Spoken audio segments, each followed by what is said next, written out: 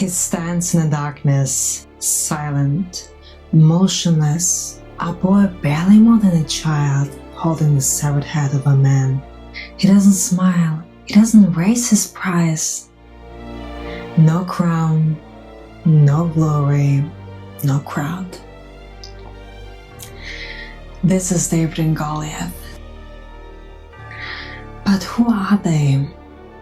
What has just happened here?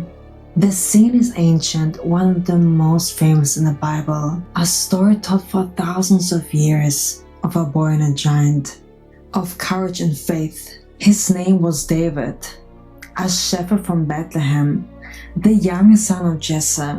He played the harp, he wrote songs to God. No one could have imagined that this boy, quiet, small, unseen, would one day become the greatest king of Israel. But before the crown, before the throne, before his name was known, there was a valley. And in that valley stood a giant. His name was Goliath. He was taller than any man. His voice echoing through the hills, "Choose a man to fight me. If he kills me, we will serve you. But if I kill him, you will serve us." For 40 days he mocked, and for 40 days no one answered. David took his stick and chose 5 smooth stones from the stream. He put them in his shepherd's bag, and with his sling in his hands he walked toward Goliath. When Goliath saw David, just a young boy with no armor and sword, he laughed and made fun of him. But David said, "You come to me with sword and spear, but I come to you in the name of the Lord. Today God will help me win, and everyone will know that he is real." As Goliath moved forward, David ran towards him.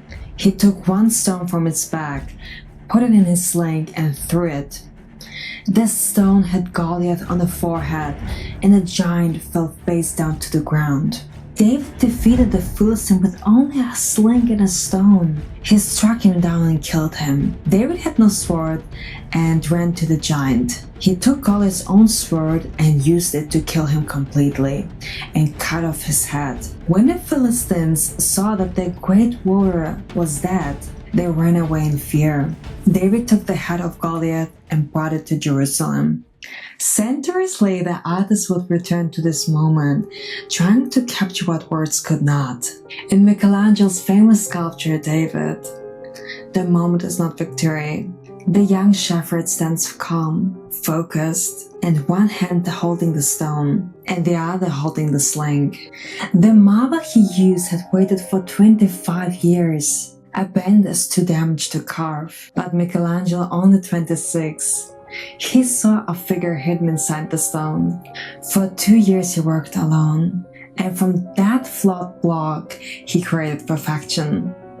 When David was unveiled in 54, the people of Florence saw themselves in him, fearless and free. The statue was placed before the Palazzo delle Signorie, facing towards Rome, where the Medici family, once rulers of Florence, lived in exile. David became more than a hero from scripture. He was the symbol of the Republic.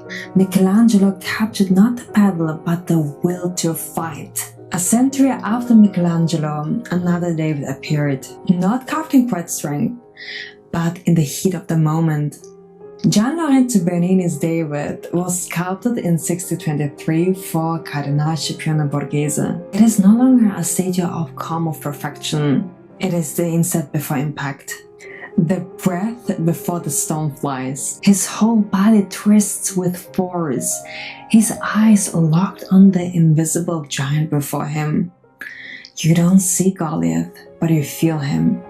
In the tightness of David's jaw, in the strain of every muscle, in the air between them, Bernini shows no triumph, but tension. His David is human, angry, focused, alive. The armor lies at his feet, too heavy for him.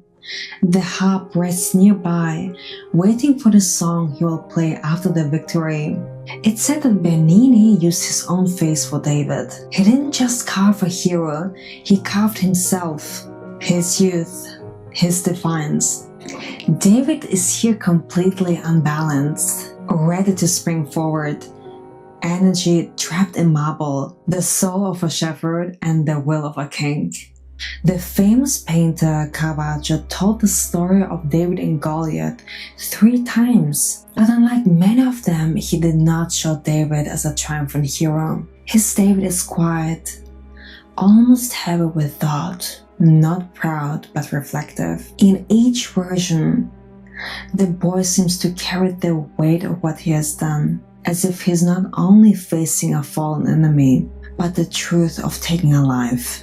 There is no glory in his eyes, only sorrow and understanding. And in his final painting, if you look closely, you see something remarkable. The face of Goliath is Caravaggio's own. The painter gives himself as the role of the defeated, as if asking for mercy through his art. It is no longer a story of victory, but of guilt, forgiveness, and grace. The story of David and Goliath has inspired art for many centuries, but in our own lives we must remember what it really means. We are all called to be like David, to face our giants with faith rather than fear, to believe even when things seem impossible. Because every time if we choose courage over fear, every time we keep our faith, the giant falls again.